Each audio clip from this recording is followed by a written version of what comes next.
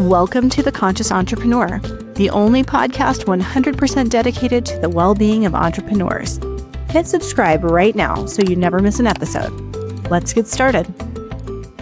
So we're here today to have a really important conversation about the inner world of a startup founder and how the thoughts and feelings that they have and the emotional challenges they may be facing actually impact the rest of the team and the viability of their enterprise in the long term. And we've got some great people here to talk to us on this topic who have done some really important research. And I'd love for you guys to introduce yourself. So hi, Sarah. I'm Yael Benjamin. I'm the founder of Startup Snapshot. We're a think tank that researches the hidden dynamics of startup building. So we're working to make the invisible visible and really put a number on those dynamics that are really, really hard to measure, but a lot of times really affect the success of the founder, the startup team. So it could be the board dynamics, kind of the relationship between founders and investors, the mental health of the founders themselves, or the leadership dynamics. And over this past year, we've been researching kind of the emotional toll of working in a startup. We had a report about 2 years ago on the founder perspective. And even though a lot of the data points were so obvious, that there's an emotional toll to being a startup founder and that it affects family life and how it really affects the founder on a personal level, I think seeing those data points and bringing them to light started a conversation in the ecosystem, which was amazing and really started a discussion and started raising awareness for this topic. So this year we were working on kind of the second edition of this report, the employee perspective, and to always see how that affects the founder again, to bring it back to the founder. So what the employees are going through and how the founder is affecting that. And we've worked with Annika on that in the Inner Foundation for the past year. And it's been a great collaboration. Happy to share the data around that. You're bringing a new lens on this conversation, more of the investor perspective. Could you share a little bit about your background? Absolutely. And thank you, Sarah, for having me in this super important conversation to have. And so I run the foundation called the Inner Foundation. So we are mental health investors in the space, both supporting entrepreneurs, developing solutions and value propositions for improving mental health. So we do that in a hybrid model. So we do it both for nonprofit organizations and for-profit organizations. So when started 3.5 years approximately ago, we did not really think about this topic as much, I have to be honest. We were looking for amazing entrepreneurs and we were supporting them as an investor, right? But then starting to realize that even though we as specialized in entrepreneurs addressing mental health, you would think that they would be extraordinary, sort of good at supporting their own well-being and the team's well-being. And it was clear, as for all other founders, it was not really on the sort of the topic of their conversation. So seeing that firsthand with this lens of supporting, again, entrepreneurs addressing mental health, it became clear that this is an issue or an opportunity, if you like, because it's not been addressed properly. So we have been supporting part of financing the study that's done by Yael and his team and her team. So, and now continue to work on how we can also spread the word of how important this is. So I think that sounds like a great place to begin, is actually talking about the very important study that you did. Maybe give us a little context for the number of companies and founders that were involved, and perhaps we could hit on a few of the most important findings from your research. Definitely. So we really did kind of in-depth research with around 300 startup employees from early stage startups globally. So it's across Europe, the US, most of the respondents. And then we did about an additional 50 kind of deep dive interviews where we worked with experts from our network to analyze the data and to give their perspectives. And this year it was really interesting. We launched a new community that Annika's on the advisory board as well, the Inner Circle. And it's a community for psychologists and coaches that work, purely with entrepreneurs. So they're kind of sitting with those founders day in and day out and hearing what they're going through. And they took kind of a crucial role in this research, helping us analyze the data and give some more color and insights to what it means. So in the study itself, which was, again, a part 2 of a series of research, this research focused specifically on the employees of startups. And you found some really interesting and surprising pieces of data when you looked at how these employees are feeling. Could you share maybe a couple of highlights from the research? Definitely. I think the main takeaway and the kind of overarching theme of this specific report was how the mental toll, the emotional toll of startup building extends far beyond the founder. So it's now become a common conversation, obviously, how stressful it is to be a founder, how their, family life, their emotional health is impacted, but it spreads far beyond that to the employees themselves as well. And we saw that 80% of the startup employees in our study reported that working in their current company really affected their emotional health. So we're seeing high rates of anxiety, burnout, over 50% of the respondents. And what's interesting is that only a really small percent, only 10% expected it, but 80% said that they're experiencing it. So really big kind of difference over there. And the rates that they're reporting it, that they're reporting anxiety, burnout, high stress, panic attacks are actually higher than the rates of the founders themselves. So again, important to remember we're talking about reporting, self-reporting, but those rates are higher than the founders. And that is a real shock to me as a listener. And I suspect there are a number of reasons why that might be the case. Surely you can appreciate that it may not feel safe for a founder to report accurately all of the stress and anxiety and negative consequences they might be feeling. And that might be one reason for those numbers. But I guess it's surprising to me that employees of startups don't have a higher expectation for that outcome. Why do you think that is? I think a lot of times there's, this perception that the stress or all the weight is on the founder's shoulders, and the employees coming in, maybe they have a very, very small ownership stake in terms of options. But we really see that, they're reporting very high loyalty or identification in terms of their self with the company. A lot of times in the survey, they would say, we think in terms of us, or we are doing this, them in the company. It's the same with the founders, that their identity is overlapping in some way.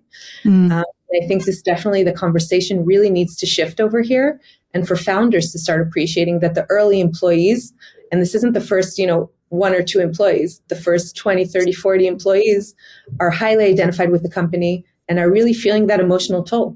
And I think this is really exciting that we can use this data to maybe shift the perspective on how a founder thinks about this reality, because I think it is an opportunity to create change and use their intention to make this a more positive outcome for the long-term viability of their company, the happiness of their employees, the retention of key talent within their organization. And I'm sure, Annika, that you might share as an investor a point of view that this is such an important skill set for a founder. Yes, and I think it all starts with sort of destigmatize the situation and talk about it in an open and trustworthy way, because it's not about that a founder's journey will be sort of perfect life-work balance or, whatever. So it's like an expectation of that it will be some really intense time, and how do we take that into consideration in things like what is my communication style as a founder towards my early team? And as Yael is saying, it's not the first two, it's actually the first 10, 20, while you still are in this sort of founder mood, and make sure that it's about awareness, understand that this actually matters, how I communicate.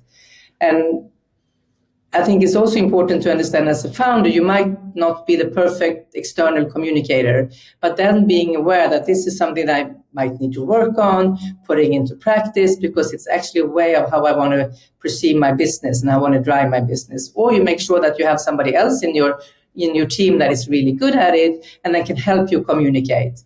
Because it's not about saying nothing or saying everything. It's about having a good balance depending on where you are in your sort of founder journey, and creating trustworthy spaces where this communication can happen, being sort of my take here, how important it is for the investor community to also understand that this is business. This is actually to make sure that you support the founder and make sure the founder understands to support their team, as this is a key driver for a successful company long term. And that requires, again, intentionality, awareness, probably some vulnerability. And you should make sure that you have somebody to talk to work on it and make plans for it, I guess. I think a lot of startup founders might be surprised. One piece of the data that you shared was that many startup founders feel that they aren't sharing the stress, but they sort of keep it managed and contained, and they think they're doing a really good job of this. But what the data in your report showed is that employees actually feel that stress frequently. We saw this in our last study on founders, and it comes up again over here, that founders are always in sales mode. So in early stage companies, you're always selling the vision, the next stage, the next funding round, and you're selling that to your team as well. And only 10% of the founders report that they're open with, the employees about their challenges, their stress, their worries in some way. But a large percent of the employees say that they feel that on a weekly basis, that they're sensing that anxiety, that stress from their founders.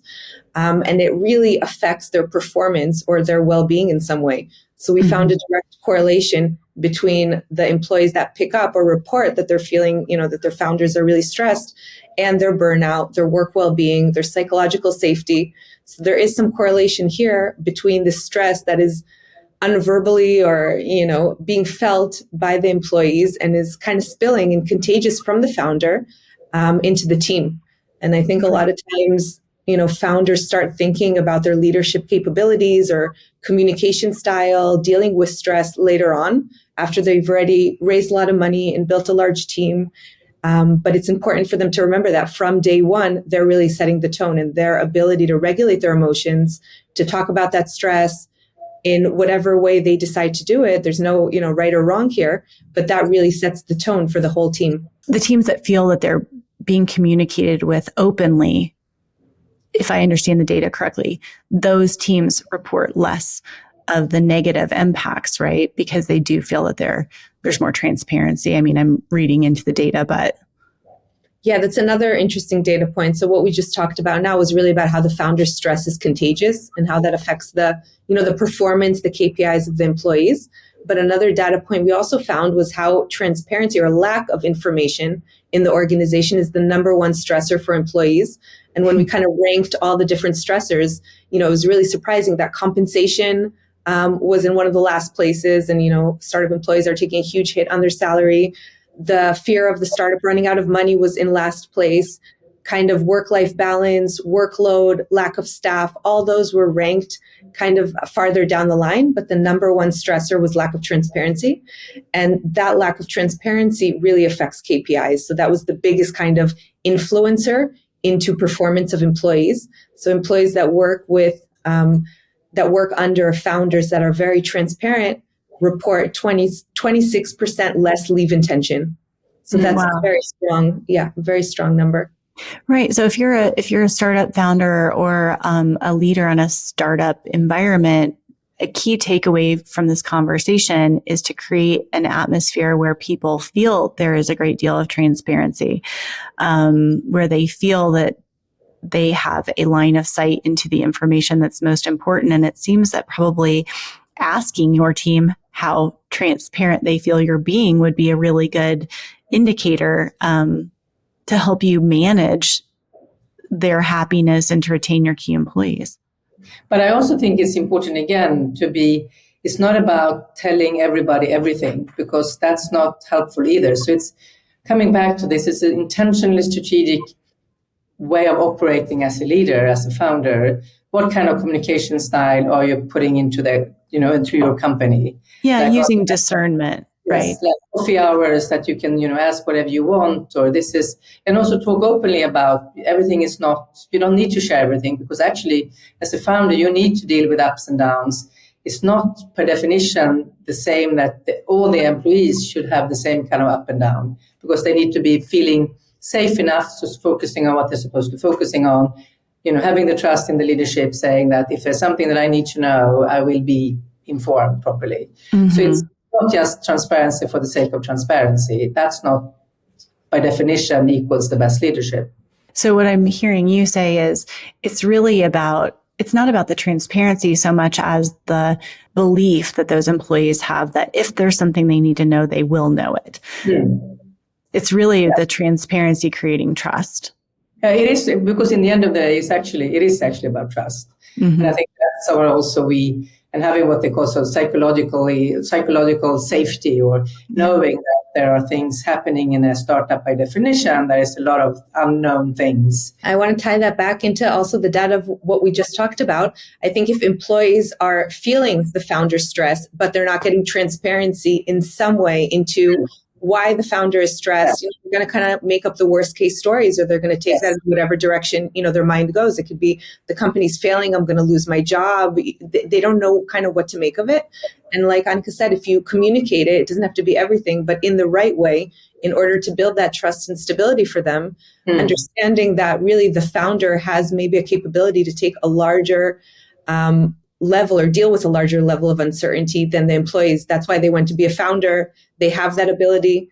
So you do have to understand, where employees are coming from and build that trust and stability in the right way. Addressing what you said in the beginning, Yael, how important it is to have a model of what kind of support system do you offer the employees. Is the founder sort of mature enough to realize I need some external support here? I think that's what's so lovely with this inner circle that Yael now has put in place for making sure that they are actually specific, coaches and therapists addressing specifically and understanding the backdrop of how life of a founder, and make sure that they open up for getting support. Let's turn to that topic a little bit. Would you like to talk about the inner circle? Definitely. So it's a community for psychologists and executive coaches, well-being experts that work specifically with entrepreneurs. People from around the world. We have today, we just opened up a few months ago. So we have the first 30 founding members that we really hand-selected, each of them, either that I've worked with them on my research, or Michael Freeman from our advisory board has worked with them in different aspects of his work. But each of them brings a really unique perspective, that some of them were ex-founders and now they're coaches. Some of them are psychologists, psychiatrists. And the whole goal is to get access to key research and experts in this field so that they're really able to support founders in the best way possible. And the conversations coming out of there have definitely enriched our research, but have really opened up a lot of interesting topics that need to change in the ecosystem and are really helping each of the practitioners kind of up their game.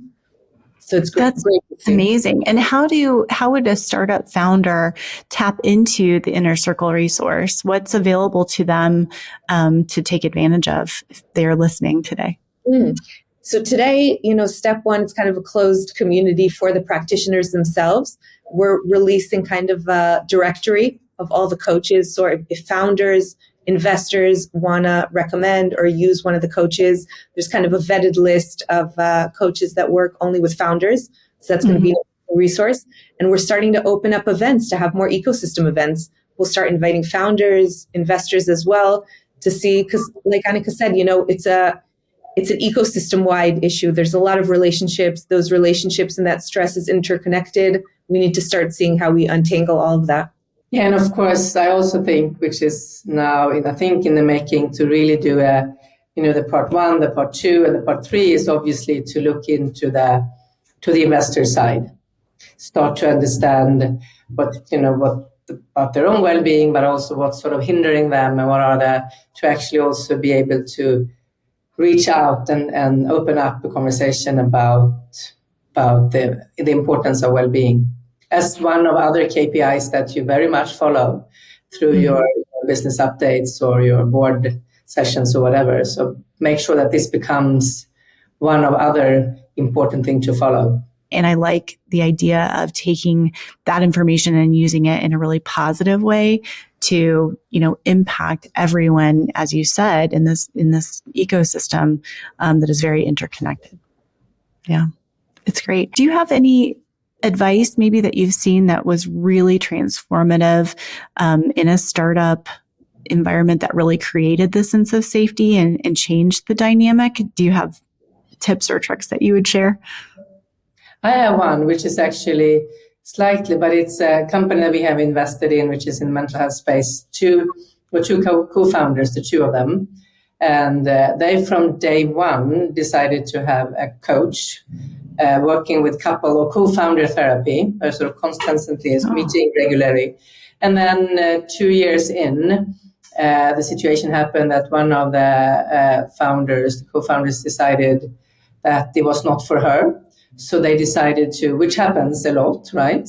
And there's also other studies coming out saying that 6 out of 10 co-founders are splitting up due to interpersonal issues, right? So this is a thing. But these two amazing women, they, thanks to that couple co-founder therapy, were able to in an extraordinary good way, I would say, to be able to work it through, the way sort of talk to the board in a way, were able to address the investors.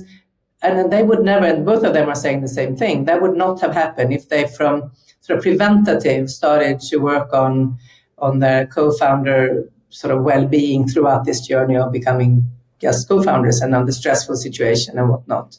So for me, that's always one of those examples firsthand, seeing how important it was for the business and for them as individuals. That's a great tip. Yeah, a lot of the coaches from the community also, we have a couple that are focused on co-founder conflicts, and they're saying that a lot of the kind of founders come to them either through the VCs or directly once they're already at a point of conflict. Exactly. And then at that point, it's so difficult to deal with it.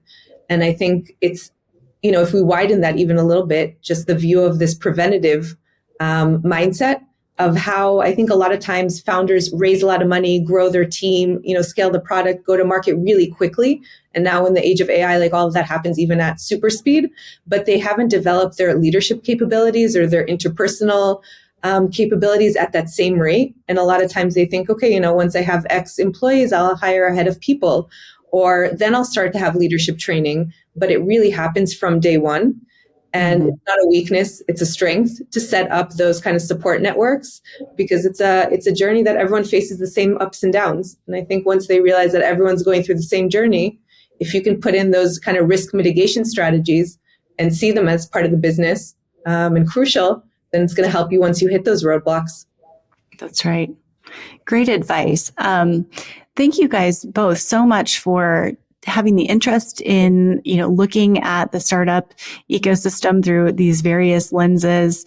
I'm very happy that the funding is here for this kind of research and that there's an appetite for it, and that the responsive nature of the inner circle is here to begin to bring change to the ecosystem and to resource people differently through education. So I hope we can help spread the word a little farther about this. And I hope that people who are listening will take the time to really take a look at the first and second part of the studies. And then when the third part of the study comes out, perhaps we will revisit that and come back and have an ongoing conversation. Thank you, Sarah.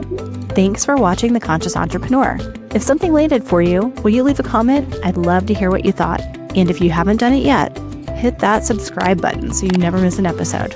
Thanks so much, and I'll meet you here next week.